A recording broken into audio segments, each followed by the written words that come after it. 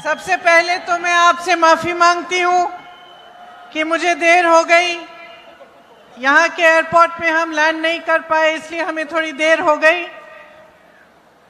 आप सबने इतनी देर से इंतजार किया, इतनी गर्मी में बैठे रहे, इसके लिए मैं आपकी बहुत बहुत आभारी हूं। धन्यवाद। ಮೊದಲನೇದಾಗಿ ತಮ್ಮೆಲ್ಲರನ್ನು ನಾನು ಕ್ಷಮೆ ಕೇಳಕ್ಕೆ ಇಷ್ಟಪಡ್ತೀನಿ. ಯಾಕಂದ್ರೆ ಅಷ್ಟೊತ್ತಿಂದ ನನಗೋಸ್ಕರ ಕಾಯ್ತಾ ಇದ್ದೀರಾ. ಆದರೆ ಆ ಪ್ರೀತಿ ವಿಶ್ವಾಸದಿಂದ ಕಾಯ್ತಾ ಇರೋದಕ್ಕೆ ನಾನು ಬಹಳ ನನ್ನ ಧನ್ಯವಾದಗಳನ್ನ ಸಲ್ಲಿಸಕ್ಕೆ ಇಷ್ಟಪಡ್ತೀನಿ. श्री DK शिव कुमार जी, श्री रणदीप सुरजेवाला जी, श्री रामलिंग रेड्डी जी, श्री KJ जॉर्ज जी, श्री जमीर अहमद जी, श्री प्रिया कृष्णा जी, श्री SC श्रीनिवास जी, श्री उमापति गौड़ा जी, श्री रहमान खान जी, मंच पर उपस्थित सभी नेतागण, सभी कार्यकर्ता, सभी पदाधिकारी, मेरी प्यारी बहनों, मेरे प्यारे भाई, आप सबको का इस सभा में बहुत बहुत स्वागत। ವೇದಿಕೆಯಲ್ಲಿ ಆಸೀನರಾಗಿರುವಂತ ಎಲ್ಲ ನಮ್ಮ ನಾಯಕರು ಹಾಗೂ ನನ್ನ ಪ್ರೀತಿಯ ಅಕ್ಕ ತಂಗಿರು, ಅಣ್ಣ ತಮ್ಮಂದಿರಿಗೆ ನನ್ನ ನಮಸ್ಕಾರಗಳು. यहाँ मैं कुछ महीनों पहले ही आई थी, प्रदेश के चुनाव थे, उस प्रचार के लिए मैं आई थी। मैंने बेंगलोर में भी काफ़ी सभाएं की और बहुत खुशी के साथ और गर्व के साथ मैं कह सकती हूं कि आपने कांग्रेस की सरकार चुनी और जो गारंटी कांग्रेस की सरकार, कांग्रेस पार्टी ने आपको सरकार बनाने से पहले दी थी, वो आज आप अपनी आंखों के सामने पूरी होती हुई देख रहे हैं। ನಾವು ಕೆಲವು ತಿಂಗಳು ಹಿಂದೆ ನಾನಿಲ್ಲಿ ಬಂದು ತಮ್ಮೆಲ್ಲರ ಜೊತೆ ಮಾತಾಡಿ ಬಹಳ ಸಭೆಗಳು ಮಾಡಿ ಹೋಗಿದ್ದೆ ಚುನಾವಣೆ ಮುಂಚಿತವಾಗಿ. ಆಮೇಲೆ ಚುನಾವಣೆ ಆದ್ಮೇಲೆ ತಾವು ಕಾಂಗ್ರೆಸ್ ಪಕ್ಷಕ್ಕೆ ಆಶೀರ್ವಾದ ಮಾಡಿ ನಮಗೆ ಸರ್ಕಾರ ತಂದು ಕೊಟ್ಟಿದ್ದು ನಂಗೆ ಬಹಳ ಖುಷಿ ಆಗುವಂತ ವಿಷಯ. ये सरकार जो प्रदेश में बनी है, ये आपकी सरकार है। आपने देखा कि गृह लक्ष्मी योजना के तहत 1,25,00,000 महिलाओं को हर महीने 2,000 रुपए मिल रहे हैं। ಈ ಸರ್ಕಾರದಿಂದ ನನಗೆ ಬಹಳ ಖುಷಿಯಾಗುವ ವಿಷಯ ಏನಂದ್ರೆ ಪ್ರತಿ ತಿಂಗಳು 1 ಕೋಟಿಗಿಂತ ಹೆಚ್ಚು ಹೆಣ್ಮಕ್ಳಿಗೆ ಗೃಹಲಕ್ಷ್ಮಿ ಯೋಜನೆಯಿಂದ 2,000 ರೂಪಾಯಿ ಬರ್ತಾ ಇರೋದು ನಂಗೆ ಬಹಳ ಖುಷಿಯಾಗುವಂತ ವಿಷಯ. गृह ज्योति योजना के तहत 200 यूनिट बिजली की बिल में आपको फ्री मिलते हैं। ಗೃಹ ಜ್ಯೋತಿ ಯೋಜನೆಯಿಂದ ಪ್ರತಿಯೊಂದು ಮನೆಗೆ 200 ಯೂನಿಟ್ ಎಲೆಕ್ಟ್ರಿಸಿಟಿ ಉಚಿತವಾಗಿ ಸಿಗ್ತಾ ಇದೆ. अन्न भाग्य में 4.5 करोड़ के लगभग लोगों को राशन मिल रहा है। मुफ्त में मेरी सारी बहनें बस यात्रा कर रही हैं। अच्छा लग रहा है आपको? ಅನ್ನಭಾಗ್ಯ ಯೋಜನೆಯಿಂದ 4 ಕೋಟಿಗಿಂತ ಹೆಚ್ಚು ಕುಟುಂಬಗಳಿಗೆ ಇವತ್ತು ಅಕ್ಕಿ ಮತ್ತೆ ರೇಷನ್ ಸಿಗ್ತಾ ಇದೆ. ಮತ್ತೆ ಶಕ್ತಿ ಯೋಜನೆಯಿಂದ ನಮ್ಮ ಅಕ್ಕ ತಂಗಿರು ಉಚಿತವಾಗಿ ಬಸ್ಸಲ್ಲಿ ಪ್ರಯಾಣ ಮಾಡ್ತಾ ಇದ್ದಾರೆ. ಚೆನ್ನಾಗ್ ಅನ್ಸತ್ತಾ, ಖುಷಿ ಆಗತ್ತಾ ಅಂತ ಕೇಳ್ತಾ ಇದ್ದಾರೆ ತಮ್ಮನ್ನ. इसके साथ युवा निधि जो योजना है, इसमें 1.5 लाख युवाओं को वजीफा मिल चुका है और ये शुरुआत है, जल्द ही 10 लाख और युवाओं को मिलेगा। ನಮ್ಮ ಯುವ ನಿಧಿ ಯೋಜನೆಯಿಂದ ಲಕ್ಷಾಂತರ ಯುವಕರಿಗೆ ನಮ್ಮಿಂದ ಹಣ ಹೋಗ್ತಾ ಇದೆ. ಇನ್ನೂ ಹೆಚ್ಚಾಗತ್ತೆ ಅಂತ ನನಗೆ ನಂಬಿಕೆ ಇದೆ. ಅದರಿಂದ ನನಗೂ ಕೂಡ ಬಹಳ ಖುಷಿ ಆಗ್ತಾ ಇದೆ. तो जैसे प्रदेश चुनाव के समय हमने आपको कुछ गारंटी बताई थी और उन्हें पूरा करने का काम हम अभी कर रहे हैं। आप देश भर में देख सकते हैं कि जहां जहां कांग्रेस ने चुनाव से पहले गारंटी दी, उन प्रदेशों में जब कांग्रेस की सरकार आई तो उन गारंटीज को पूरा करने का काम शुरू हो चुका है। ದೇಶದಾದ್ಯಂತ ನುಡಿದಂತೆ ನಡೆಯುವಂತ ಸರ್ಕಾರ ಎಲ್ಲಾದ್ರೂ ಇದ್ರೆ ಅದು ಕಾಂಗ್ರೆಸ್ ಸರ್ಕಾರ. ಕರ್ನಾಟಕದಲ್ಲಿ ನಾವು ಸರ್ಕಾರ ರಚನೆ ಮಾಡಾದ್ಮೇಲೆ ಎಲ್ಲ 5 ಗ್ಯಾರಂಟಿಗಳನ್ನು ಅನುಷ್ಠಾನ ಮಾಡಿದ್ವಿ. ಇಡೀ ದೇಶಾದ್ಯಂತ ಕಾಂಗ್ರೆಸ್ ಸರ್ಕಾರ ಎಲ್ಲಾದ್ರೂ ಇದ್ರೆ ಅವ್ರು ನುಡಿದಂತೆ ನಡೆಯುವಂತ ಸರ್ಕಾರ. ಅವರು ಚುನಾವಣೆಗಿಂತ ಮುಂಚಿತವಾಗಿ ಅವ್ರೇನ್ ನಿಮಗೆ ಗ್ಯಾರಂಟಿ ಅಥವಾ ನಿಮಗೆ ಪ್ರಾಮಿಸ್ ನೀಡ್ತಾರೋ ಅದನ್ನ ಅವರು ಪೂರೈಸಿ ನಿಮ್ ಮುಂದೆ ಬಂದು ನಿಂತಿದ್ದಾರೆ ಇವತ್ತು. अब पूरे देश भर में चुनाव है। हम एक घोषणा पत्र हमने निकाला है, उसे हम न्याय पत्र कहते हैं क्योंकि हमने देखा कि पिछले 10 सालों में हर वर्ग के साथ अन्याय हुआ है और हम जानते हैं कि आपके जीवन में संघर्ष ज़्यादा बड़े हैं और आपकी तरक्की होने के बजाय आपकी जो समस्याएं हैं वो ज़्यादा बड़ी हुई हैं। ಇವಾಗ ಚುನಾವಣೆ ಬಂದಿದೆ. ನಮ್ಮ ಪ್ರಣಾಳಿಕೆಯನ್ನು ನಾವು ನ್ಯಾಯಪತ್ರ ಅಂತ ನಾವು ತಮ್ಮ ಮುಂದೆ ಇಟ್ಟಿದ್ದೀವಿ. ಯಾಕಂದ್ರೆ ಇಡೀ ದೇಶದಲ್ಲಿ ಪ್ರತಿಯೊಬ್ಬರಿಗೂ ಕೂಡ ಅನ್ಯಾಯ ಆಗ್ತಾನೆ ಬಂದಿದೆ. ಅದರಿಂದ ನಾವು ಇದನ್ನ ನ್ಯಾಯಪತ್ರ ಅಂತ ತಮಗೆ ಸಲ್ಲಿಸಿ ಚುನಾವಣೆ ಆದ್ಮೇಲೆ ಪ್ರತಿಯೊಬ್ಬರಿಗೂ ನ್ಯಾಯ ಒದಗಿಸುವಂತ ಗುರಿ ಇಟ್ಕೊಂಡು ನಿಮ್ ಮುಂದೆ ಬಂದಿದ್ದೀವಿ ಇವತ್ತು. बहुत सारे ऐसे गारंटीज हैं हमारे न्याय पत्र में. मैं सिर्फ आपको 4-5 बताऊंगी. उसके बाद अगर आप उस पत्र को पढ़ सकते हैं तो आपके लिए बहुत अच्छा रहेगा. महिलाओं के लिए, गरीब महिलाओं के लिए 1 लाख रुपए सालाना दिए जाएंगे. जो सबसे बड़ी महिला एक परिवार में है उसके खाते में दिए जाएंगे. ನಮ್ಮ ನ್ಯಾಯ ಪತ್ರದಲ್ಲಿ ಬಹಳಷ್ಟು ನ್ಯಾಯ ಒದಗಿಸುವಂತ ನಾವು ಮಾಹಿತಿ ನೀಡಿದೀವಿ. ಆದ್ರೆ ನಿಮ್ ಮುಂದೆ ಒಂದ್ 2-3 ವಿಚಾರ ಮಾತಾಡ್ತೀನಿ. ಮೊದಲನೇದಾಗಿ ಹೆಣ್ಮಕ್ಳಿಗೆ ಪ್ರತಿ ವರ್ಷ 1 ಲಕ್ಷ ರೂಪಾಯಿ ಕೊಡುವಂತ ನಿರ್ಧಾರ ಕಾಂಗ್ರೆಸ್ ಪಕ್ಷ ಮಾಡಿದೆ.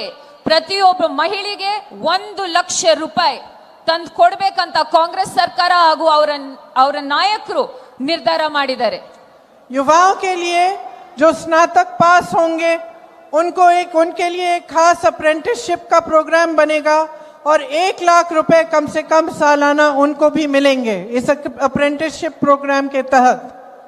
ಮೊದಲನೇ ಬಾರಿಗೆ ನಮ್ಮ ಯುವಕರಿಗೆ ನಾವು ಉದ್ಯೋಗ ಖಾತ್ರಿ ತೆಗಿಬೇಕಂತ ಇದ್ವಿ. ಆದ್ರೂ ಕೂಡ ಪ್ರತಿಯೊಂದು ಯುವಕರಿಗೆ ನಾವು ಅಪ್ರೆಂಟಿಸ್ಶಿಪ್ ಪ್ರೋಗ್ರಾಮ್ ಇಂದ ವರ್ಷಕ್ಕೆ 1 ಲಕ್ಷ ಆದ್ರೂ ಸಂಬಳ ಬರಂಗೆ ನಾವು ಈ ಅಪ್ರೆಂಟಿಸ್ಶಿಪ್ ಪ್ರೋಗ್ರಾಮ್ ಅನ್ನ ಶುರು ಮಾಡ್ತಾ ಇದೀವಿ. 5,000 करोड़ का स्टार्टअप फंड बनेगा खास तौर से युवाओं के लिए और जो शिक्षा लोन है वो माफ किए जाएंगे. इसके साथ साथ श्रमिकों के लिए राष्ट्रीय न्यूनतम मजदूरी 400 रुपए प्रतिदिन की होगी और शहरों में रोजगार की गारंटी जिस तरह से गांव में होती है वैसे दी जाएगी और 25 लाख तक स्वास्थ्य बीमा सबको मिलेगा ताकि 25 लाख तक आपका जो इलाज है वो आपको मुफ्त में मिल पाए. ಪ್ರತಿಯೊಂದು ಜಿಲ್ಲೆಯಲ್ಲಿ 5,000 ಕೋಟಿ ಸ್ಟಾರ್ಟ್ಅಪ್ ಫಂಡ್ ಅಂತ ಶುರು ಮಾಡ್ತೀವಿ. ಪ್ರತಿಯೊಬ್ಬರಿಗೂ ಅದರಿಂದ ಅನುಕೂಲ ಆಗ್ಲಿ ಅಂತ ಶ್ರಮಿಕ್ ನ್ಯಾಯ್ ಅಂದ್ರೆ ನಮ್ಮ ಕೂಲಿ ಕೆಲಸ ಮತ್ತೆ ನಮ್ಮ ಲೇಬರ್ ಕೆಲಸ ಮಾಡೋರ್ಗೆ ಅವರಿಗೆ ಮಿನಿಮಮ್ ವೇಜ್ ಆಗಿರ್ಲಿ ಅಥವಾ ಅವ್ರಿಗೆ ಅನುದಾನ ಆಗಿರ್ಲಿ ಅಥವಾ ಅವ್ರಿಗೆ ಇನ್ಶೂರೆನ್ಸ್ ಆಗಿರ್ಲಿ ಅದನ್ನು ಕೂಡ ತಂದು ಕೊಡ್ತೀವಿ ಅಂತ ನಮ್ಮ ನ್ಯಾಯ ಪತ್ರದಲ್ಲಿ ನಾವು ಬಹಳ ಸ್ಪಷ್ಟವಾಗಿ ನಾವು ಬರೆದು ಹೇಳಿದೀವಿ.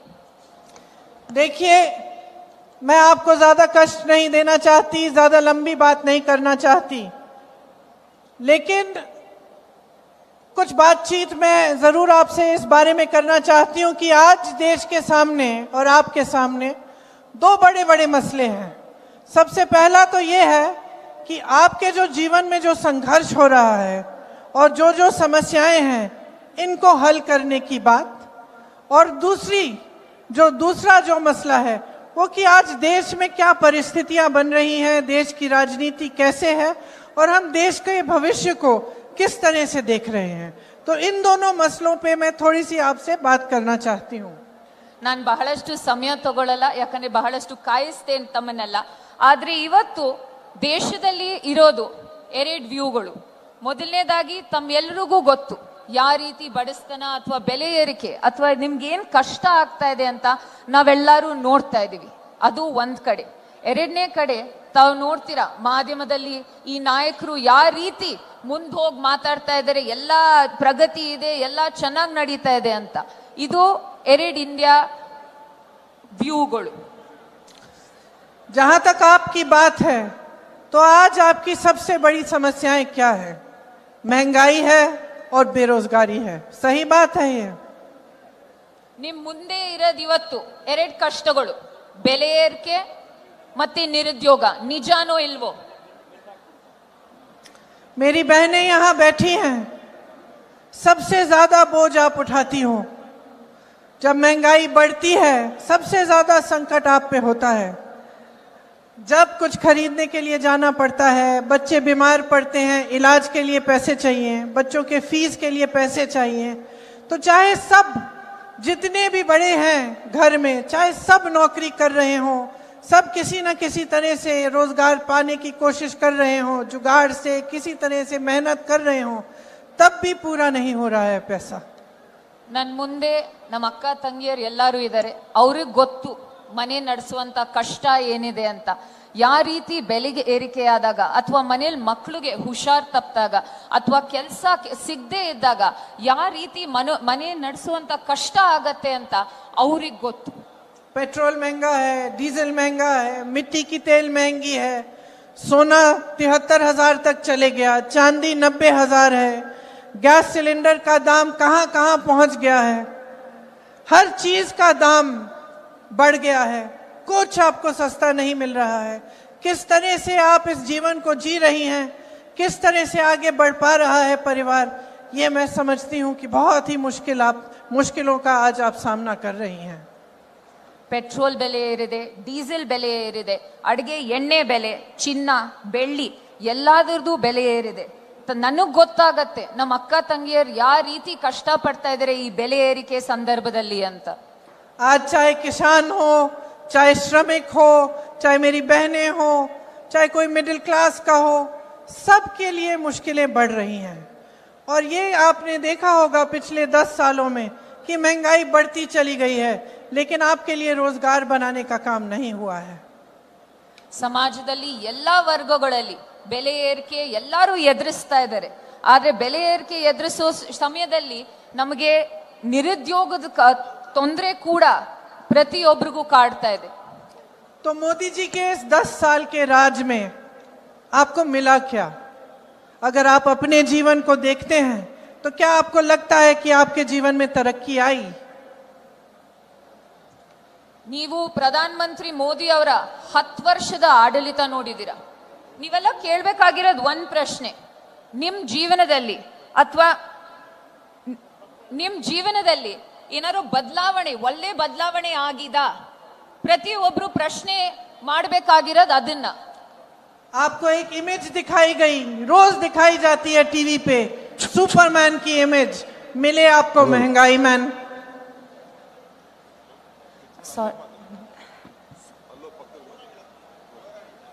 Come here. No, it's...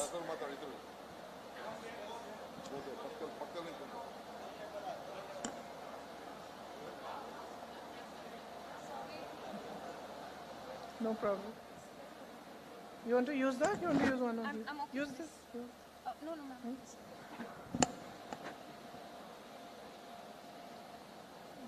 Okay. Go ahead. You want me to repeat? Yes, one line.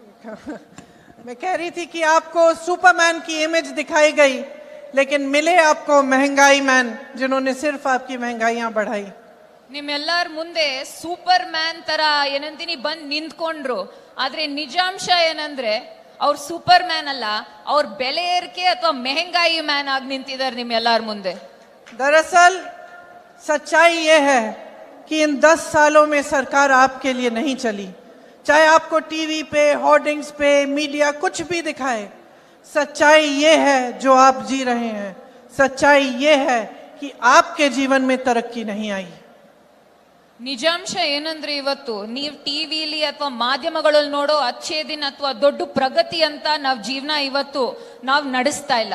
ನಿಜಾಂಶ ಏನಂದ್ರೆ ತಾವ್ ಎಲ್ಲಾರು ಪ್ರತಿಯೊಬ್ರು ತಾವ್ ಪಡ್ತಾ ಇರೋ ಕಷ್ಟ, ತಮ್ಮಲ್ಲಿರೋ ತೊಂದರೆಗಳು, ಅದೇ ಇವತ್ತಿನ ನಿಜಾಂಶ, ಅದೇ ನಾವ್ ನೋಡ್ತಾ ಇರೋಂತ ಚಿತ್ರಣ. प्रधानमंत्री जी के कुछ गिने चुने मित्र हैं, बड़े बड़े खरबपति हैं, उनके लिए सारी नीतियां बनाई जा रही हैं। ಪ್ರಧಾನ ಮಂತ್ರಿ ಅವ್ರದ್ದು ಸ್ವಲ್ಪ ಬಹಳ ಮುಖ್ಯವಾದಂತ ಸ್ನೇಹಿತರಿದ್ದಾರೆ. ಆ ಸ್ನೇಹಿತರ ಕಂಡ್ರೆ ಎಷ್ಟು ಇಷ್ಟ ಅಂದ್ರೆ ಪ್ರಧಾನ ಮಂತ್ರಿ ಅವ್ರಿಗೆ, ಅವ್ರಿಗೋಸ್ಕರ ಈ ದೇಶದ ನೀತಿ ನಿಯಮಗಳನ್ನೇ ಬದಲಾಯಿಸ್ತಾ ಇದ್ದಾರೆ. देश का लोहा, कोयला, बिजली, सड़कें, हवाई अड्डे, बंदरगाह, देश के हाईवे, देश के PSUs की सारी ताकत सब इन्हीं लोगों को दी जा रही है। ಈ ದೇಶದ ಕರೆಂಟ್ ಆಗಿರ್ಬೋದು, ಕೋಲ್ ಆಗಿರ್ಬೋದು, ಏರ್ಪೋರ್ಟ್ಗಳಾಗಿರ್ಬೋದು, ನಮ್ಮ ಪಬ್ಲಿಕ್ ಸೆಕ್ಟರ್ ಅಂಡರ್ಟೇಕಿಂಗ್ಗಳು ಏನೇ ಆಗಿದ್ರು ಅದನ್ನೆಲ್ಲ ನರೇಂದ್ರ ಮೋದಿ ಅವರು ಅವ್ರ ಸ್ನೇಹಿತರು ಪಾಲ್ ಮಾಡ್ತಾ ಇದ್ದಾರೆ ಇವತ್ತು. जो बाकी बिजनेस है देश के, जो छोटे छोटे व्यापारी हैं या मध्यम व्यापारी हैं या बड़े व्यापारी जो इनके दोस्त नहीं हैं, उनके बढ़ावे के लिए कोई नीति नहीं है. ಇವತ್ತಿನ ನಿಜಾಂಶ ಏನಂದ್ರೆ ನಮ್ಮ ಸಣ್ಣ ಪುಟ್ಟ ಉದ್ಯಮಿಗಳು, ಈ ದೇಶದ ಬೆನ್ನೆಲುಬಾಗಿರುವಂತ ಸಣ್ಣ ಪುಟ್ಟ ಉದ್ಯಮಿಗಳಿಗೆ ಏನು ಸಹಾಯ ಬರ್ತಾ ಇಲ್ಲ. ಇವತ್ತು ಅವರು ಸಣ್ಣ ಪುಟ್ಟ ಉದ್ಯಮಿಗಳು, ನಮ್ಮ ದೇಶ ನಡೆಸೋ ಉದ್ಯಮಿಗಳಿಗೆ ನಾವು ತೊಂದರೆ ಕೊಟ್ಟು ಇವತ್ತು ಅವ್ರಿಗಂತೂ ಏನು ಸಹಾಯ ಮಾಡಿಲ್ಲ ಈ ಪ್ರಧಾನ ಮಂತ್ರಿ ಮೋದಿ ಅವರು. गरीबों के लिए नहीं है, मिडिल क्लास के लिए नहीं है, श्रमिकों के लिए, किसानों के लिए कोई ऐसी स्कीम्स नहीं है जो आपको आगे बढ़ाए.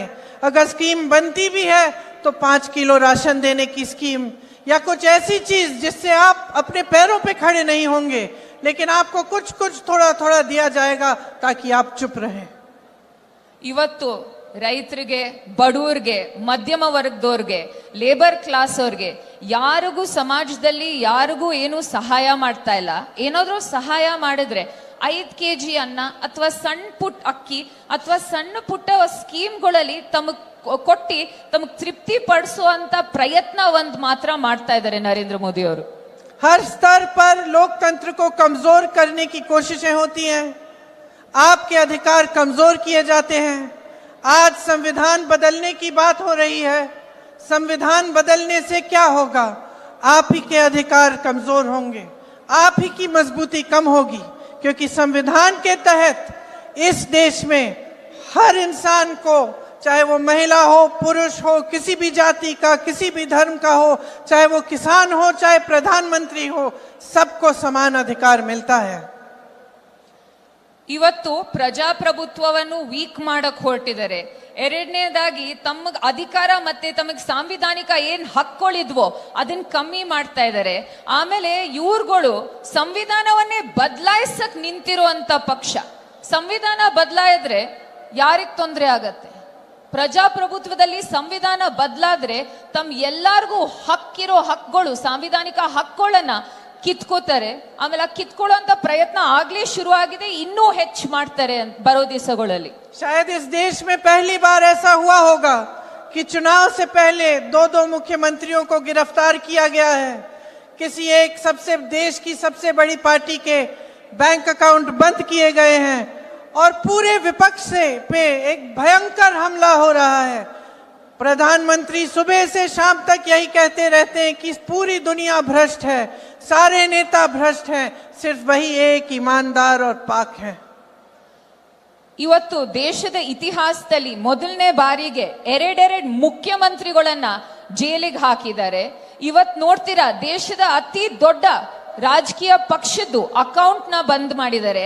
ಪ್ರಧಾನ ಮಂತ್ರಿ ಅವ್ರಿಗೆ ಏನ್ ಅನ್ಸಿದೆ ಅಂದ್ರೆ, ಇಡೀ ದೇಶದಲ್ಲಿ ಮತ್ತೆ ಭೂಮಿ ಮತ್ತೆ ಪ್ರಪಂಚದಲ್ಲಿ ಎಲ್ಲಾರು ಭ್ರಷ್ಟರು ಇರೋದು ಒಬ್ರೆ,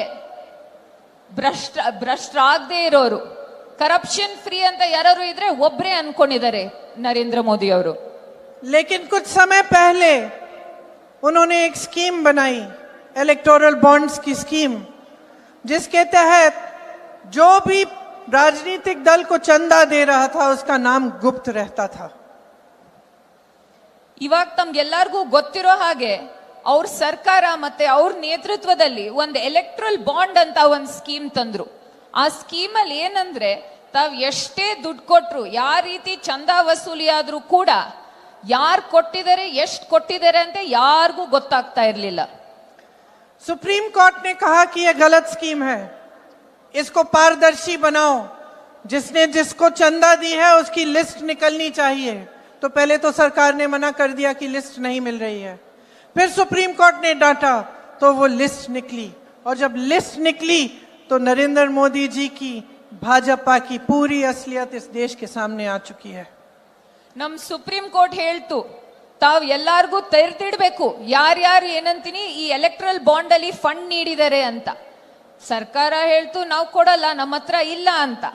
ಸುಪ್ರೀಂ ಕೋರ್ಟ್ ಪುನಃ ಕೇಳಿದಾಗ ಅವ್ರು ಎಲ್ಲ ಬಂದು ತರ್ದಿಟ್ಟು ಯಾರು ಯಾವ ಪಕ್ಷಕ್ಕೆ ಎಷ್ಟು ಕೊಟ್ಟಿದ್ದಾರೆ ಅಂತ ನೋಡಿದಾಗ ಯಾರಿಂದ ಚಂದ ವಸೂಲಿ ಆಯ್ತು, ಯಾರು ಎಷ್ಟು ಕೊಟ್ರು ಅಂತ ಇಡೀ ದೇಶದ ಮುಂದೆನೆ ತೆರೆದಿಟ್ಟು ಎಲ್ಲಾರ್ಗೂ ಗೊತ್ತಾಯ್ತು ಯಾವ ಪಕ್ಷ ಚಂದ ವಸೂಲಿ ಮಾಡ್ತಿತ್ತು ಅಂತ.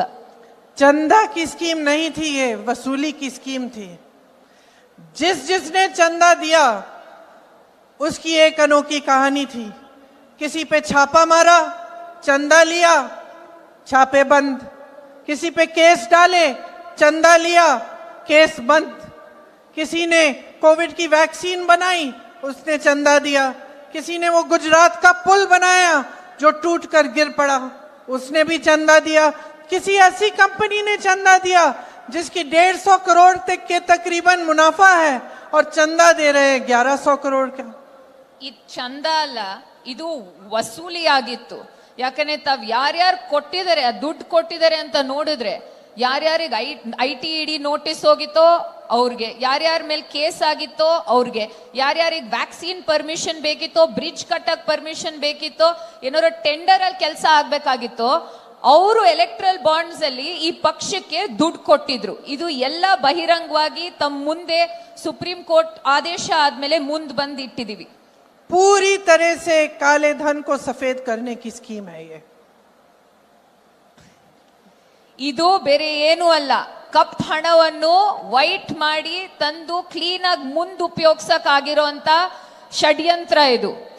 और भाजपा ने तो इतना मजाक समझ रखा है, वो सोचते हैं कि कुछ भी कर लेंगे, पब्लिक को पता नहीं चलेगा। एक पूरी सर्विस, जैसे आप जाते हैं ना लॉन्ड्री सर्विस में, फुल सर्विस देते हैं। वॉशिंग मशीन है, उसमें काला धन डालो, सफेद निकलता है। मनी लॉन्ड्रिंग की मशीन है, स्टेन रिमूवल की सर्विस मिल रही है। किसी को भ्रष्ट कहते हैं इसने हजारों करोड़ों का किया है घोटाला, भाजपा को ज्वाइन करता है। जिस दिन ज्वाइन करता है तो कहते हैं कि ये ईमानदार आदमी है। ಇವರೆಲ್ಲ ಅನ್ಕೊಂಡಿರೋದೇನಂದ್ರೆ ಅವ್ರು ಏನೇ ಮಾಡಿದ್ರು ನಮ್ಗಳು ಗೊತ್ತಾಗಲ್ಲ ಅಂತ. ಬಿಜೆಪಿ ಅವರು ಇವತ್ ಒಂದ್ ವಾಷಿಂಗ್ ಮಿಷಿನ್ ತೆರೆದಿಟ್ಟಿದ್ದಾರೆ. ತಾವೆಲ್ಲ ನೋಡಿದಿರ ವಾಷಿಂಗ್ ಮಿಷಿನ್ ಯಾವ ರೀತಿ ನಡೆಯುತ್ತೆ ಅಂತ. ಅದ್ರೊಳಗೆ ಏನಂತೀನಿ, ನೀವು ಬ್ಲಾಕ್ ಮನಿ ಹಾಕಿ ಹೊರಗಡೆ ವೈಟ್ ಬರುತ್ತೆ, ನೀವು ಭ್ರಷ್ಟರನ್ನ ಹಾಕಿ ಹೊರಗಡೆ ಕ್ಲೀನ್ ಆಗಿ ಬರ್ತಾರೆ. ಆಮೇಲೆ ಬಿಜೆಪಿ ಅವರೇ ಹೇಳಿರ್ತಾರೆ ಸಾವಿರ ಕೋಟಿ ಹಗರಣ ಮಾಡಿದಾರೆ ಈ ರಾಜಕಾರಣಿಗಳಂತ. ಆದ್ರೆ ಆ ರಾಜಕಾರಣಿಗಳು ಬಿಜೆಪಿ ಸೇರ್ಕೊಂಡಾಗ ವಾಷಿಂಗ್ ಮಿಷಿನ್ ಒಳಗೆ ಹೋಗಿ ಹೊರಗೆ ಕ್ಲೀನ್ ಆಗಿ ಬರ್ತಾರೆ. बेसिक इशू क्या है? बैंगलोर का एग्जाम्पल लीजिए। आपकी जो शहर है वो देश का गौरव होना चाहिए और है भी। यहाँ एक विजन के तहत बनी थी। मुझे याद है, मैं छोटी थी, मेरे पिताजी बात करते थे उस समय कि बैंगलोर और हैदराबाद में टेक्नोलॉजी का हब बनना चाहिए। और आगे जाके बहुत लोगों ने काम किया, मेहनत की और ये टेक्नोलॉजी के हब बने।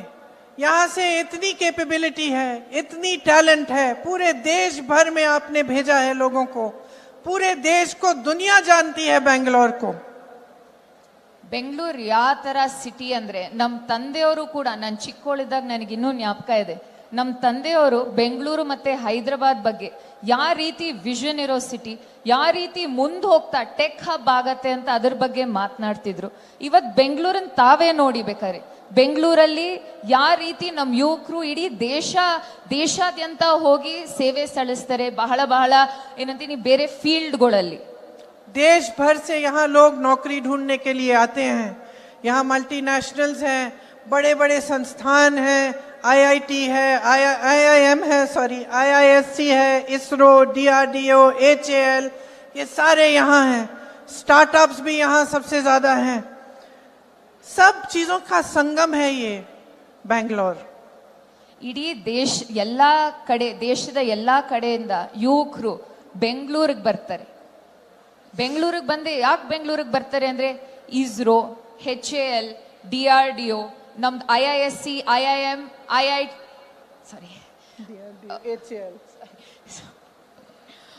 ಬಹಳಷ್ಟು ಇನ್ಸ್ಟಿಟ್ಯೂಷನ್ಗಳಿದಾವೆ. ಅದರಿಂದ ಇನ್ಸ್ಟಿಟ್ಯೂಷನ್ ಮಾತ್ರ ಅಲ್ಲ, ನಮ್ಮಲ್ಲಿ ಸ್ಟಾರ್ಟ್ಅಪ್ಗಳು ಕೂಡ ಬಹಳಷ್ಟು ಇದಾವೆ ಅಂತ ನಮ್ಮ ಯುವಕರು ದೇಶದಾದ್ಯಂತ ಎಲ್ಲಾ ಕಡೆ ಬಿಟ್ಟು ಬೆಂಗಳೂರಿಗೆ ಬರ್ತಾರೆ. लेकिन यहाँ का पॉपुलेशन काफी बढ़ गया है। पिछले 20 सालों में 3 गुना हो गया है। पानी की किल्लत है। यहाँ तेजी से विकास आया तो इसके लिए पर्यावरण, हरियाली, पानी, इसकी ज़रूरत और बड़ी है। और यहाँ के लिए एक बैलेंस डेवलपमेंट होना चाहिए, इंफ्रास्ट्रक्चर, एनवायरमेंटल प्रोजेक्ट्स होने चाहिए। ಬೆಂಗಳೂರಿನ ಜನಸಂಖ್ಯೆ ಬಹಳಷ್ಟು ಬೆಳೀತಾ ಇದೆ. ಬಹಳಷ್ಟು ಯಾವ ರೀತಿ ಬೆಳೀತಾ ಇದೆ ಅಂದ್ರೆ ಒಂದೊಂದು ನೀರಾವರಿ ಆಗಿರ್ಬೋದು, ಇರಿಗೇಷನ್ ಆಗಿರ್ಬೋದು, ಸ್ವಲ್ಪ ತಾಪತ್ರೆಗಳು ಆಗ್ತಾ ಇದೆ. ಆದ್ರೆ ಬೆಂಗಳೂರಿಗೆ ನಮಗೆ ಬ್ಯಾಲೆನ್ಸ್ಡ್ ಇನ್ಫ್ರಾಸ್ಟ್ರಕ್ಚರ್ ಅನ್ನೋದು ನಾವು ಮುಂದೆ ತರಬೇಕು. और यहाँ पे पहले जैसे एक झीलों का शहर कहलाता था, उस तरह से बनाना चाहिए। जो सबअर्बन रेल प्रोजेक्ट है, जो मेट्रो का एक्सपेंशन है, ये सब करना है। ओला, उबर, जोमेटो, स्विगी में जो काम करते हैं उन पर फोकस होना चाहिए, उनके लिए सामाजिक सुरक्षा भी मिलनी चाहिए। लेकिन यहाँ के सारे सांसद भाजपा के हैं, वो क्या बातें कर रहे हैं। इतना बड़ा चुनाव है, पूरी दुनिया देख रही है, दुनिया का सबसे बड़ा लोकतंत्र है, और दुनिया क्या देख रही है कि कैसी कैसी बातें हो रही हैं। आपके सबसे बड़े नेता जो सबसे ऊंचा पोजीशन इस देश में रखते हैं, वो कैसी कैसी बातें आपके सामने कर रहे हैं। आपके विकास की बात नहीं हो रही है, आपके झीलों की बात नहीं हो रही है, यहाँ की टेक्नोलॉजी की बात नहीं हो रही है, श्रमिकों की बात नहीं हो रही है, किसानों की बात नहीं हो रही है। देश में बात क्या हो रही है?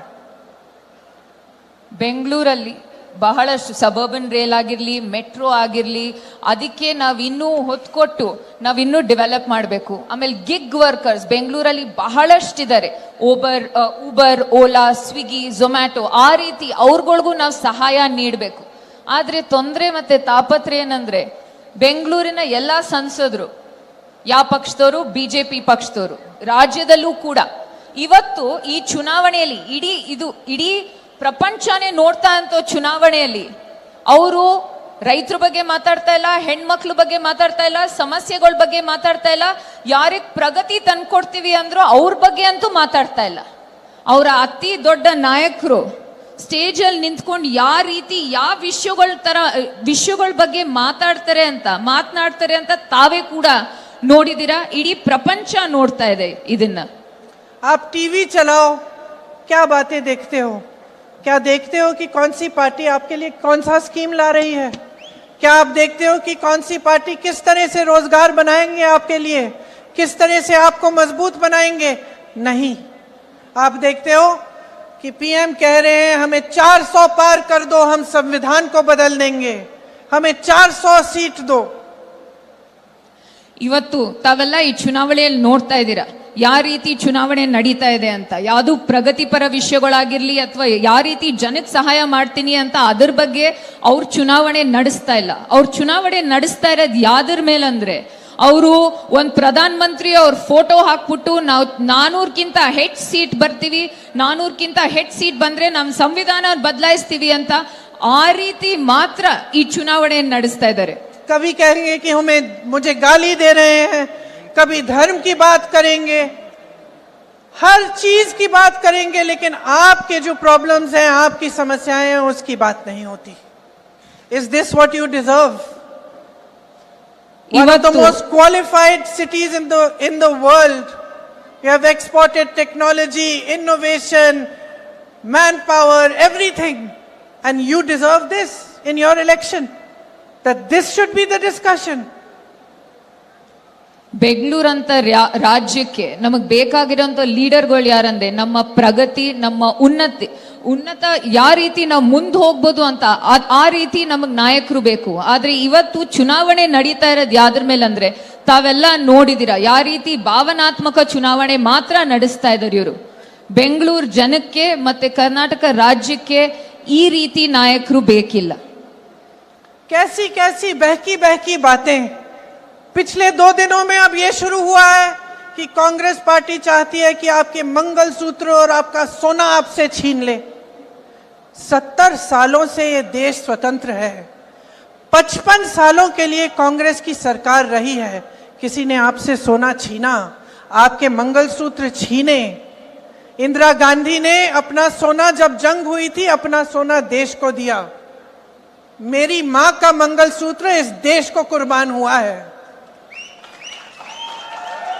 2-3 ದಿವಸದಿಂದ ಯಾವ ರೀತಿ ಯಾವ ರೀತಿ ಮಾತುಗಳು ನಡೀತಾ ಇದೆ ಅಂತ ತಾವು ನೋಡ್ತೀರಾ. ಅವ್ರಂತಾರೆ ಕಾಂಗ್ರೆಸ್ ಪಕ್ಷಕ್ಕೆ ಬೆಂಬಲ ನೀಡಿದ್ರೆ ನಮ್ಮ ಹೆಣ್ಮಕ್ಳಿನ ತಾಲಿ ಅಥವಾ ಮಂಗಲ್ ಸೂತ್ರ ಕಿತ್ಕೋತಾರೆ ಅಂತ. ನಮ್ಮ ದೇಶಕ್ಕೆ ಇಂಡಿಪೆಂಡೆನ್ಸ್ ಬಂದ್ ಎಷ್ಟು ವರ್ಷ ಆಯ್ತು? ಕಾಂಗ್ರೆಸ್ ಪಕ್ಷ ಎಷ್ಟು ವರ್ಷ ಆಡಳಿತ ಮಾಡಿಲ್ಲ. ನಮ್ಮ ಸ್ವಂತ ಅಜ್ಜಿಯವರು ಯುದ್ಧದಲ್ಲಿ ಅವ್ರ ಚಿನ್ನನ ಅಡ ಇಟ್ಟು ನಮ್ಮ ಸೈನಿಕರಿಗೆ ಸಹಾಯ ಮಾಡಿದ್ರು. ಇವತ್ತು ನಮ್ಮ ತಾಯ ಮಂಗಲ್ ಸೂತ್ರ, ನಮ್ಮ ತಂದೆಯವ್ರ ಶಹೀದ್ ಆದ್ರಲ್ಲ, ಆ ಮಂಗಲ್ ಸೂತ್ರ ಈ ನೆಲದಲ್ಲಿದೆ. ಅದೇ ನಮ್ಮ ಕುಟುಂಬದ ಇತಿಹಾಸ. सच्चाई ये है कि ये लोग महिलाओं का संघर्ष नहीं समझ सकते। महिलाओं के दिल में जो सेवा भाव होता है ना, वो सेवा भाव हमारे इस देश की सारी परंपराओं का आधार है। वही सेवा भाव, वो जो महिला जो रात को सोएगी नहीं जब तक सारे नहीं सो जाएंगे घर में, वो महिला जब परिवार में संकट आता है, पैसों की कमी होती है, तो वो अपने गहने गिरवी रखेगी। वो भूखी सोएगी लेकिन किसी और को भूखा नहीं सोने देगी। उसका संघर्ष ये लोग नहीं जानते। ಈ ಬಿಜೆಪಿ ಪಕ್ಷಕ್ಕೆ ಹೆಣ್ಮಕ್ಳ ಕಷ್ಟಗಳು ಅರ್ಥ ಆಗಲ್ಲ. ಈ ನಮ್ಮ ದೇಶದ ಹೆಣ್ಮಕ್ಳು ಯಾವ ರೀತಿ ಅಂದ್ರೆ ಸೇವಾ ಮನೋಭಾವದವರು, ಸೇವೆ ಮಾಡಕ್ಕೆ ಅವ್ರ ಜೀವನವನ್ನೇ ಮುಡಿಪಾಗಿಡೋರು. ಈ ಹೆಣ್ಮಕ್ಳು ತಾವೆಲ್ಲ ನೋಡಿದಿರಾ, ಅವ್ರ ಮನೆಯಲ್ಲಿ ಬೇರೆಯವ್ರೆಲ್ಲ ಮನ್ಗೋಕ್ಕಿಂತ ಅಥವಾ ಊಟ ಮಾಡೋಕ್ಕಿಂತ ಮುಂಚೆ ಅವ್ರ ಮನ್ಗಲ್ಲ. ಅವರು ಬೇರೆಯವ್ರಿಗೆ ಸಹಾಯ ಆಗ್ಲಿ ಅಂತ ಅವ್ರ ಸ್ವಂತ ಏನಿದೋ ಚಿನ್ನ ಆಗಿರ್ಲಿ ಏನೇ ಆಗಿರ್ಲಿ ಅಡ ಇಟ್ಟು ಜನಕ್ಕೆ ಸಹಾಯ ಮಾಡುವಂತ ಮನೋಭಾವ. ಆದ್ರೆ ಈ ನಮ್ಮ ಬಿಜೆಪಿ ನಾಯಕರಿಗೆ ನಮ್ಮ ಹೆಣ್ಮಕ್ಳ ಕಷ್ಟ, ಅವ್ರ ಕಷ್ಟ ಅಂತೂ ಅರ್ಥನೇ ಆಗಲ್ಲ. और अगर मोदी जी मंगल सूत्र का महत्व समझते तो वो ऐसी अनैतिक बातें नहीं करते। ಪ್ರಧಾನ ಮಂತ್ರಿ ಮೋದಿ ಅವರಿಗೆ ಆ ನಮ್ಮ ಮಾಂಗಲ್ಯ ಸರದ್ದು ವ್ಯಾಲ್ಯೂ ಗೊತ್ತಿದ್ದಿದ್ರೆ ಈ ರೀತಿ ಅಂತೂ ಮಾತನಾಡ್ತಿರ್ಲಿಲ್ಲ. किसान पर कर्ज चढ़ता है तो उसकी पत्नी अपने मंगल सूत्र को गिरवी रखती है। ರೈತರು ಸಾಲ ಹೆಚ್ಚಾದಾಗ ಅವ್ರ ಮನೆಯಲ್ಲಿ ಅವ್ರ ಹೆಂಡತಿ ಆ ಮಂಗಲ್ ಸೂತ್ರನ ಅಡ ಇಡ್ತಾಳೆ. बच्चों की शादी होती है या दवाई की जरूरत होती है तो महिलाएं अपने गहने गिरवी रखती हैं। ಯಾರಿಗಾರು ಹುಷಾರ್ ತಪ್ಪಿದಾಗ ಅಥವಾ ದುಡ್ಡಿನ ಅವಶ್ಯಕತೆ ಆದಾಗ ನಮ್ಮ ಮನೆ ಹೆಣ್ಮಕ್ಳು ಅವ್ರದ್ದೇನಿದೋ ಅದನ್ನ ಅಡ ಇಟ್ಟು ಮನೆ ನಡೆಸ್ತಾರೆ. ये बात ये लोग नहीं समझते और इसका प्रमाण ये है कि जब नोटबंदी हुई और महिलाओं की बचत इन्होंने ली, इन्होंने कहा कि बैंकों में पहुंचाओ, तब मोदी जी कहां थे? तब मोदी जी क्या कह रहे थे? ले रहे थे आपसे। ಈ ಮಂಗಲ್ ಸೂತ್ರದ ಮಹತ್ವದ ಬಗ್ಗೆ ಮಾತಾಡೋ ನಾಯಕರು ನೋಟ್ ಬಂದಿ ಆದಾಗ ನಮ್ಮ ಹೆಣ್ಮಕ್ಳು ದುಡ್ಡು ಕೂಡಿಟ್ಟಿದ್ ಕಷ್ಟಪಟ್ಟು ಕೂಡಿಟ್ಟಿದ್ ದುಡ್ಡು ಎಲ್ಲ ಆ ನೋಟ್ಗಳು ರದ್ದಾದಾಗ ಈ ಪ್ರಧಾನ ಮಂತ್ರಿ ಮೋದಿ ಅವರು ಎಲ್ಲಿದ್ರು? ಇಷ್ಟೆಲ್ಲ ಮಾತಾಡ್ತಾರಲ್ಲ, ಎಲ್ಲಿದ್ರು ಅವರು? जब देश में उन्होंने कहा कि कल से लॉकडाउन हो जाएगा और सारे मजदूर पूरे देश भर से, बेंगलोर से भी, यूपी, बिहार, अलग अलग जगहों में पैदल निकले क्योंकि इन्होंने ट्रेनें बंद कर दी, बस बंद कर दी। तब जब खाना नहीं मिल रहा था शहरों में, जब कोई चारा नहीं था, तो महिलाओं ने अपने गहने, अपनी बचत गिरवी रखी। तब मोदी जी कहां थे? ದೇಶದಲ್ಲಿ ಕೋವಿಡ್ ಆದಾಗ ಯಾರಿಗೂ ಹೇಳ್ದೇನೆ ರಾತ್ರಿ ಲಾಕ್ಡೌನ್ ಮಾಡಿದಾಗ ಯಾರಿಗೂ ಏನು, ಎಷ್ಟೋ ಜನಕ್ಕೆ ಊಟ ಇಲ್ಲ, ಎಷ್ಟೋ ಜನ ನಮ್ಮ ಇಡೀ ದೇಶಾದ್ಯಂತ ಮೈಗ್ರೆಂಟ್ ವರ್ಕರ್ಸ್ ಎಲ್ಲಿದ್ದಾರೆ ಅವ್ರಿಗೆ ಹೋಗೋ ದಾರಿ ಇಲ್ಲ, ದಿಕ್ಕಿಲ್ಲ. ಎಷ್ಟೋ ಕಡೆ ಅಷ್ಟೂ ಕಷ್ಟ, ಎಷ್ಟೋ ಜನ ಸಾವನ್ನಪ್ಪಿದ್ರು, ಎಷ್ಟೋ ಜನ ನಡ್ಕೊಂಡು ಹೋಗಿ ಸತ್ತಿದ್ದಾರೆ. ಅವ್ರ ಕಷ್ಟ ನೋಡ್ಕೊಳ್ಳೋವಾಗ ಹೆಣ್ಮಕ್ಳು ಕಷ್ಟ ಅವ್ರು ಯಾವ ರೀತಿ ಸಹಿಸಿದ್ರು ಅಂತ ಅವಾಗ ಎಲ್ಲಿದ್ರು ಪ್ರಧಾನ ಮಂತ್ರಿ ಮೋದಿ ಅವರು?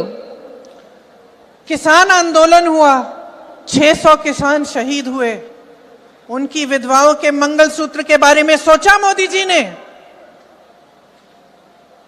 ರೈತರು ಪ್ರತಿಭಟನೆ ಮಾಡಿದ್ರು, ಬಹಳಷ್ಟು ತಿಂಗಳು ಪ್ರತಿಭಟನೆ ಮಾಡಿದ್ರು. 600ಕ್ಕಿಂತ ಹೆಚ್ಚು ನಮ್ಮ ರೈತರು ತೀರೋದ್ರು ಈ ಪ್ರತಿಭಟನೆಯಲ್ಲಿ. ಅವ್ರ ಮನೇಲಿರೋ ಹೆಂಡತಿಯರ ಮಂಗಲಸೂತ್ರದ ಬಗ್ಗೆ ಯೋಚನೆ ಇರ್ಲಿಲ್ವಾ? ಪ್ರಧಾನ ಮಂತ್ರಿ ಮೋದಿ ಅವರು ಎಲ್ಲಿದ್ರು ಅವಾಗ? मणिपुर में एक जवान की बीवी को का वस्त्र हरण करके पूरे देश के सामने चलाया। मोदी जी चुप थे, कुछ नहीं बोले, उसके मंगलसूत्र के बारे में नहीं सोचा उन्होंने। ಮಣಿಪುರಲ್ಲಿ ಒಂದ್ ಹೆಣ್ಮಗಳನ್ನ ವಸ್ತ್ರಾಹರಣ ಮಾಡು ಬೀದಿಯಲ್ಲಿ ಕರ್ಕೊಂಡು ಹೋಗುವಾಗ ಪ್ರಧಾನ ಮಂತ್ರಿ ಮೋದಿ ಅವ್ರು ಮಾತನಾಡಿದ್ರ? ಇಲ್ಲ. ಪ್ರಧಾನ ಮಂತ್ರಿ ಮೋದಿ ಅವ್ರಿಗೆ ಆ ಹೆಣ್ಮಗಳು ಮಂಗಲಸೂತ್ರದ ಬಗ್ಗೆ ಅವಾಗ ಯೋಚನೆ ಇರ್ಲಿಲ್ವಾ? ಪ್ರಧಾನ ಮಂತ್ರಿ ಮೋದಿ ಅವ್ರು ಎಲ್ಲಿದ್ರು? पलक नहीं झपकाई उन्होंने। और आज चुनाव के लिए, वोटों के लिए महिलाओं को ऐसी बातें कर रहे हैं, डरा रहे हैं ताकि डर के वो वोट दें। शर्म आनी चाहिए उनको, शर्म आनी चाहिए। ಒಂಚೂರು ಕಾಳಜಿ ಇಲ್ಲ ನಮ್ ದೇಶದ ಬಗ್ಗೆ.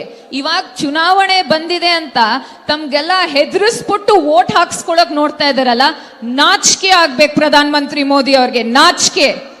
अगर इस देश की महिलाओं के मंगलसूत्र की परवाह होती तो उनके बेटों को आप रोजगार दिलवाते, तो महंगाई कम करते, छात्रों को शिक्षा की सुविधा देते, देश की बेटियों को अपने पैरों पे खड़े होने का काम कराते। ಇವತ್ತು ನರೇಂದ್ರ ಮೋದಿ ಅವ್ರಿಗೆ ಅಷ್ಟ್ ಯೋಚನೆ ಇದ್ದಿದ್ರೆ ನಮ್ಮ ಹೆಣ್ಮಕ್ಳು ಮಂಗಲಸೂತ್ರದ ಬಗ್ಗೆ, ಅವ್ರ ಮನೆಯಲ್ಲಿರೋ ಗಂಡ್ ಮಕ್ಳಿಗೆ ಉದ್ಯೋಗ ಒದಗಿಸ್ಕೊಡ್ತಿದ್ರು, ಬೆಲೆ ಏರಿಕೆ ಕಮ್ಮಿ ಮಾಡ್ಕೊಡ್ತಿದ್ರು, ಆಮೇಲೆ ಹೆಣ್ಮಕ್ಳ ಸಬಲೀಕರಣಕ್ಕೆ ಇನ್ನೂ ಹೆಚ್ಚು ಒತ್ತು ಕೊಡ್ತಿದ್ರು ಅಂತ ನಾನು ಹೇಳಕ್ ಇಷ್ಟಪಡ್ತೀನಿ. देश हैरानी से देख रहा है, इतनी बड़ी बड़ी समस्याएं हैं। आप यहाँ बैठी हैं, मैं जानती हूँ यहाँ से जाएंगी, देर हो रही है, काफी महिलाएं चली भी गई हैं क्योंकि घर जाना है, काम करना है, बहुत देर हो गई है, खाना पकाना है, लोगों को देखना है, चाहे आप जॉब कर रही हैं, कुछ भी कर रही हैं। इतनी महंगाई है, इतनी बड़ी बड़ी समस्याएं हैं, तमाम बच्चे बेरोजगार घूम रहे हैं, आपने मेहनत से पढ़ाया, शिक्षा दिलवाई, इतनी बड़ी समस्याएं हैं और इतनी छोटी छोटी स्तर की बातें हो रही हैं। सारे नेता भाजपा के आपके सामने आकर ऐसी अजीब अजीब सी बातें कर रहे हैं, झूठ बोल रहे हैं दिन रात, सोचते हैं कि आप देखेंगे नहीं, आप पढ़ेंगे नहीं कि कौन सी पार्टी क्या कह रही है, क्या हो रहा है आपके आंखों के सामने। ದೇಶದ ಮುಂದೆ ಬಹಳಷ್ಟು ಸಮಸ್ಯೆಗಳಿದಾವೆ. ನನ್ಗೂ ಗೊತ್ತು, ಬಹಳಷ್ಟು ಹೆಣ್ಮಕ್ಳು ಇಲ್ಲಿ ಮನೆ ಹೋಗಿ ಮನೆ ನೋಡ್ಕೋಬೇಕು, ಕತ್ಲಾಯ್ತು ನನ್ಗೋಸ್ಕರ ಕಾಯ್ದಿದ್ದೀರಾ ಅಂತ. ತಾವೆಲ್ಲ ಇವತ್ತು ಬಹಳ ಮಹತ್ವವಾದಂತ ತೊಂದರೆಗಳು ಈ ದೇಶವನ್ನ ಕಾಡ್ತಾ ಇದೆ. ಬೆಲೆ ಏರಿಕೆ ಆಗಿರ್ಬೋದು, ನಿರುದ್ಯೋಗ ಆಗಿರ್ಬೋದು. ಆದ್ರೆ ಇಂಥ ದೊಡ್ಡ ವಿಚಾರಗಳಿದ್ದಾಗ, ಇಂಥ ದೊಡ್ಡ ಸಮಸ್ಯೆಗಳಿದ್ದಾಗ ಈ ದೇಶದಲ್ಲಿ ಈ ಪ್ರಧಾನ ಮಂತ್ರಿಯವರು ಯಾವ ತರ ಸಣ್ಣ ಸಣ್ಣ ಮಾತನಾಡ್ತಾ ಇದಾರೆ ಅಂತ ತಾವೆಲ್ಲ ನೋಡ್ತಾ ಇದ್ದೀರಾ. ಬಿಜೆಪಿ ಅವ್ರ ನಾಯಕರು ಯಾವ ರೀತಿ ಹೊಲ್ಸು ಮತ್ತೆ ಸಣ್ಣ ಸಣ್ಣ ಮಾತುಗಳಾಡಿ ರಾಜಕೀಯ ಮಾಡ್ತಾ ಇದ್ದಾರೆ ಅಂತ ತಾವೆಲ್ಲ ನೋಡ್ತಾ ಇದ್ದೀರಾ. ನಾವು ಯಾವ ವಿಚಾರಗಳು ದೇಶಕ್ಕೆ ತೊಂದರೆ ತರ್ತಾ ಇದೆ ಅದನ್ನ ಹೇಗ್ ಬಗೆಹರಿಸ್ಬೇಕಂತ ಮಾತನಾಡ್ತಾ ಇದೀವಿ. ಆದ್ರೆ ಬಿಜೆಪಿ ಮತ್ತೆ ಅವ್ರ ನಾಯಕರು ಈ ತರ ಸಣ್ಣ ಸಣ್ಣ ಮಾತಾಡಿ ತಮ್ಗೆಲ್ಲ ಮಂಕ್ ಬೂದಿ ಎರ್ಚಕ್ ನಿಂತಿದ್ದಾರೆ. ಆದ್ರೆ ತಾವೆಲ್ಲ ನೋಡ್ತಾ ಇದ್ದೀರಾ ನಿಜಾಂಶ ಏನು ಅಂತ. ತಮ್ಮ ಕಣ್ ಮುಂದೆ ಎಲ್ಲ ತಾವೆಲ್ಲ ನೋಡ್ತಾ ಇದ್ದೀರಾ. आप तय करिए, ये आपका चुनाव है, कितने चुनाव हिंदू मुस्लिम हिंदू मुस्लिम हिंदू मुस्लिम करके आप लड़वाएंगे, आप तय करिए। और आप क्या ये चुनाव महंगाई, बेरोजगारी, शिक्षा, स्वास्थ्य पे नहीं लड़ाना चाहते? आप तय करिए, आपको कैसी राजनीति चाहिए? नैतिक राजनीति कि नाटक की राजनीति? सत्ता की राजनीति कि सत्य की राजनीति? परोपकार चाहिए आपको या अहंकार चाहिए? ये तय करिए, क्योंकि अब समय आ गया है कि अगर आप गहराई से नहीं सोचेंगे, आप जागोगे नहीं, तो ये देश खाई में चले जाएगा। ತಾವೆಲ್ಲ ನೋಡ್ತಾ ಇದ್ದೀರಾ, ಇನ್ನು ಎಷ್ಟು ವರ್ಷ ನಡೆಸ್ತಾರೆ ಹಿಂದೂ ಮುಸಲ್ಮಾನರ ಮಧ್ಯೆ ಯಾವ ರೀತಿ ಒಡಕನ್ ತರ್ತಾ ಇದಾರೆ ಅಂತ ತಾವೆಲ್ಲ ನೋಡ್ತಾ ಇದ್ದೀರಾ. ಆದ್ರೆ ನಿರ್ಧಾರ ಮಾಡ್ಬೇಕಾಗಿರೋದ್ ನೀವುಗಳು. ನಿಮಗೆ ಯಾವ ರೀತಿ ರಾಜಕೀಯ ಬೇಕು, ಯಾವ ರೀತಿ ಪಕ್ಷ ಬೇಕು? ನೈತಿಕತೆಯ ರಾಜಕೀಯನೋ ನಾಟಕದ ರಾಜಕೀಯನೋ ಬೇಕು, ಅಥವಾ ನೈತಿಕತೆಯ ಪಕ್ಷ ಬೇಕು, ನಾಟಕ ಮಾಡೋಂಥ ಪಕ್ಷ ಬೇಕು, ಸತ್ಯ ಹೇಳೋಂಥ ಪಕ್ಷ ಬೇಕು, ಸುಳ್ಳು ಹೇಳೋಂಥ ಪಕ್ಷ ಬೇಕು ಅಂತ ನೀವುಗಳು ನಿರ್ಧಾರ ಮಾಡಬೇಕು. धर्म ने क्या सिखाया है? भगवान राम को हम क्यों पूजते हैं? क्योंकि उन्होंने सेवा की प्रजा की, और वो एक नैतिक, भगवान राम नैतिक थे, सत्य के पथ पर चले। ನಾವೆಲ್ಲ ರಾಮನ್ ಯಾಕೆ ನಾವು ಪ್ರಾರ್ಥಿಸೋದು? ಯಾಕಂದ್ರೆ ಅವ್ರ ಸೇವಾ ಮನೋಭಾವ ನೋಡಿ ನಾವೆಲ್ಲ ಪ್ರಾರ್ಥಿಸ್ತೀವಿ. ರಾಮ ಅನ್ನೋದು ನೈತಿಕತೆಯ ದಾರಿಯಲ್ಲಿ ನಡೆದಿದ್ದು, ಸತ್ಯದ ದಾರಿಯಲ್ಲಿ ನಡೆದಿದಂತ ನಮ್ ಶ್ರೀರಾಮ. महात्मा गांधी जी ने वही पथ पकड़ा जब उनको गोली लगी हे राम करके लफ्ज निकले उनके मुंह से। उन्होंने पूरा स्वतंत्रता संग्राम सत्य के आधार पर लड़ा। ये एक अनोखा संग्राम था पूरी दुनिया में, और इसी के आधार पर, सत्य के आधार पर, नैतिकता के आधार पर और समानता के आधार पर हमारा वो संविधान बना जिसे ये बदलना चाहते हैं। ಮಹಾತ್ಮ ಗಾಂಧಿ ಅವರು ಕೂಡ ಅವರು ನಡೆದಿದ್ದ ದಾರಿ ಈ ಸತ್ಯದ ದಾರಿ. ಅವರಲ್ಲಿ ಗೋಲಿ ಹಾರಿಸಿದಾಗ್ಲೂ ಕೂಡ ಅವರು ಹೇ ರಾಮ್ ಅಂತ ಹೇಳಿ ಪ್ರಾಣ ಬಿಟ್ಟವರು. ನಮ್ಮ ಇಡೀ ಸ್ವತಂತ್ರ ಚಳುವಳಿಯಲ್ಲಿ ಮಹಾತ್ಮ ಗಾಂಧಿ ಅವರು ಸತ್ಯದ ಹಾದಿಯಲ್ಲಿ ಹೋದ್ರು. ಆ ಸತ್ಯವನ್ನು ಇಟ್ಕೊಂಡು ಸಾಮಾಜಿಕ ನ್ಯಾಯವನ್ನು ಮುಂದಿಟ್ಟು ನಾವು ಸಂವಿಧಾನವನ್ನ ತಂದಿಟ್ವಿ. लेकिन आज ये स्थिति है कि झूठ का बोलबाला है। सत्य को छोड़िए, रोज सुबह से शाम तक आप पूरा अपने सामने नाटक देखते हैं। सरकारें तोड़ी जाती हैं, पैसे खिलाए जाते हैं विधायकों को, सारी चीजें सब आपकी आंखों के सामने होते हैं। मीडिया दंडवत होके कहती है कि देखिए मोदी का मास्टर स्ट्रोक, मोदी जी ने किया, कोई और नहीं कर सकता। सारे गलत काम हो रहे हैं, आपकी आंखों के सामने हो रहे हैं, आप चुप हैं। विपक्ष चीख रहा है, चिल्ला रहा है, विपक्ष पर दबाव डल रहा है, मीडिया पर दबाव डल रहा है, न्यायालयों पे दबाव डल रहा है। जितने भी संस्थान बने थे आपके अधिकारों की रक्षा के लिए, सब दबाए जा रहे हैं। हम लड़ रहे हैं, आप कब लड़ोगे? ಸತ್ಯ ಅನ್ನೋದು ಬಿಟ್ಬಿಡಿ, ಬಿಜೆಪಿ ಅವರು ಪ್ರತಿದಿನ ನಾಟಕ ಮತ್ತೆ ಸುಳ್ಳು ಹೇಳ್ಕೊಂಡು ಓಡಾಡ್ಕೊಂಡು ರಾಜಕೀಯ ಮಾಡ್ತಾ ಇದ್ದಾರೆ. ಪ್ರತಿಯೊಬ್ಬರಿಗೂ ಗೊತ್ತು ಈ ನಿಜಾಂಶ ಏನು ಅಂತ, ಏನ್ ತಾಪತ್ರೆಗಳು ತಮ್ಮನ್ನೆಲ್ಲ ಕಾಡ್ತಾ ಇದೆ ಅಂತ ತಮ್ಗೆಲ್ಲರಿಗೂ ಗೊತ್ತು. ಆದ್ರೆ ದೇಶದ ಮಾಧ್ಯಮಗಳಲ್ಲಿ ಎಲ್ಲ ಚೆನ್ನಾಗಿದೆ, ಪ್ರಗತಿ ಇದೆ, ಈ ದೇಶದಲ್ಲಿ ಎಲ್ಲ ಉದ್ಧಾರ ಆಗ್ತಾ ಇದ್ದಾರೆ ಅಂತ ತೋರಿಸ್ತಾ ಇದ್ದಾರೆ. ಇವತ್ತು ನರೇಂದ್ರ ಮೋದಿ ವಿಪಕ್ಷದ ನಾಯಕರು ಮಾತ್ರ ಅಲ್ಲ, ಮಾಧ್ಯಮಗಳಾಗಿರ್ಲಿ, ವಿಪಕ್ಷ ಆಗಿರ್ಲಿ, ಉನ್ನತ ನ್ಯಾಯಾಲಯ ಆಗಿರ್ಲಿ, ಪ್ರತಿ ಒಬ್ರ ಮೇಲೆ ಪ್ರೆಷರ್ ತಂದು ಏನ್ ಸಾಧಿಸಕ್ ನೋಡ್ತಾ ಇದಾರೆ ಅಂತ ನೀವ್ ನೋಡ್ತಾ ಇದ್ದೀರಾ. ಆದ್ರೆ ನಿಮ್ ಹಕ್ಕಗೋಸ್ಕರ ಯಾರೋ ಹೋರಾಟ ಮಾಡಂಗಿದ್ರೆ ನಾವ್ ನಿಮ್ ಪರ ಯಾವತ್ತೂ ನಿಂತಿರ್ತೀವಿ. समय आ गया है कि आप अपनी लड़ाई लड़ना शुरू करें, अपने अधिकारों की लड़ाई। कि आप हर नेता को, हर राजनीतिक दल को, खास तौर से भाजपा को और प्रधानमंत्री जी को ये सिखाएं कि आपके मुद्दों पे चुनाव लड़े जाने चाहिए। ನಿಮ್ ಹೋರಾಟ ಇವಾಗ ಶುರು ಆಗ್ಬೇಕು. ನೀವು ಹೋರಾಟದ ಹಾದಿಲಿ ಮುಂದೆ ಹೋಗಿ ನೀವು ಪ್ರತಿ ಒಂದು ನಾಯಕರಿಗೆ ಈ ಚುನಾವಣೆಯಲ್ಲಿ ತೋರಿಸ್ಕೊಡ್ಬೇಕಾಗಿರೋದೇನಂದ್ರೆ, ಈ ಚುನಾವಣೆ ನಮ್ಗೇನ್ ಕಾಡ್ತಾ ಇದೆ, ಏನ್ ಇಶ್ಯೂಸ್ ಇದೆ ಅದರ ಮೇಲೆ ನಡಿಬೇಕು. ನಮ್ಗೇನ್ ತೊಂದರೆ ಇದೆ, ಈ ದೇಶಕ್ಕೆ ಏನಾಗಿದೆ ಅದರ ಮೇಲೆ ನಡಿಬೇಕು ಅಂತ ತಾವು ತಕ್ಕ ಪಾಠವನ್ನ ಕಲಿಸ್ಕೊಡ್ಬೇಕು. मैं मोदी जी को चुनौती देती हूं, इस चुनाव को महंगाई, बेरोजगारी, शिक्षा की सुविधाएं, स्वास्थ्य की सुविधाएं पे लड़ के देखें। ನಾನ್ ನರೇಂದ್ರ ಮೋದಿ ಅವ್ರಿಗೆ ಒಂದು ಚಾಲೆಂಜ್ ಕೊಡ್ತೀನಿ. ಇವತ್ತು ಈ ಎಲೆಕ್ಷನ್ ನ ಬೆಲೆ ಏರಿಕೆ, ನಿರುದ್ಯೋಗ, ಶಿಕ್ಷಣದಲ್ಲಿ ಆಗ್ತಾ ಇರೋ ಕೊರತೆಗಳು ಮತ್ತೆ ಹೆಲ್ತ್ ಅಲ್ಲಿರೋ ತೊಂದರೆಗಳ ಬಗ್ಗೆ ನೀವು ಎಲೆಕ್ಷನ್ ನ ಬಂದು ನೀವು ನಿಂತ್ಕೊಳ್ಳಿ ಅಂತ ನಾನು ಓಪನ್ ಚಾಲೆಂಜ್ ಕೊಡ್ತಾ ಇದ್ದೀನಿ. इन 10 सालों में क्या किया है आपके लिए, कौन सी तरक्की लाए हैं आपके जीवन में, यहाँ खड़े होकर ये बताएं। ಈ 10 ವರ್ಷದಲ್ಲಿ ನಿಮ್ ಜೀವನದಲ್ಲಿ ಏನ್ ಪ್ರಗತಿ ತಂದಿದ್ದಾರೆ, ನಿಮ್ಗೋಸ್ಕರ ಏನ್ ಮಾಡಿದ್ದಾರೆ ಅಂತ ಇಲ್ಲಿ ಬಂದು ನಿಂತ್ಕೊಂಡು ಮಾತಾಡ್ಬೇಕು ಪ್ರಧಾನ ಮಂತ್ರಿ ಮೋದಿ ಅವರು.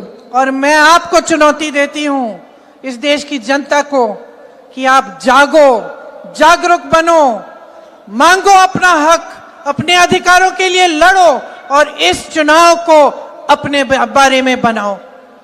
ನಾನ್ ನಿಮ್ಗೆ ಎಲ್ಲಾರ್ಗೂ ಹೇಳೋದೇನಂದ್ರೆ, ಇದು ನಿಮ್ಮ ಹೋರಾಟ. ಈ ಚುನಾವಣೆ ನಿಮ್ಮ ಇಶ್ಯೂಸ್ ಮೇಲಾಗಬೇಕು, ನಿಮಗೆ ಆಗ್ತಾರ ಅಂತ ಏನ್ ತೊಂದರೆಗಳಿದೋ ಅದರ ಮೇಲಾಗಬೇಕು. ಇದೇ ನಿಮ್ಮ ಹೋರಾಟ. ನೀವೆಲ್ಲರೂ ಎದ್ದೇಳಿ ಎಚ್ಚರರಾಗಿ ಮುಂದೆ ಹೋಗಿ ಅಂತ ನಾನು ಹೇಳಕ್ ಇಷ್ಟಪಡ್ತೀನಿ. बहुत हो गया है, आपने बहुत देख लिया है, अब बदलाव लाओ, कांग्रेस के उम्मीदवारों को जिताओ। जैसे कर्नाटका में आपकी सरकार ने आपको काम करके दिखाया है और आगे भी आपको दिखाएगी, उसी तरह की सरकार केंद्र में लाओ ताकि आपके मुद्दे सर्वोपरि हों और आप सर्वोपरि हों। ऐसा ही होना चाहिए लोकतंत्र में। आप बहुत ध्यान से यहाँ पे बैठे हैं मेरी बातों को सुनने के लिए, इसके लिए खास तौर से आप लोगों को बहुत बहुत धन्यवाद। जानती हूँ कि बहुत देर हो गई, आप सबको भी जाना है। एक बार मेरे साथ कहिए जय हिंद। धन्यवाद।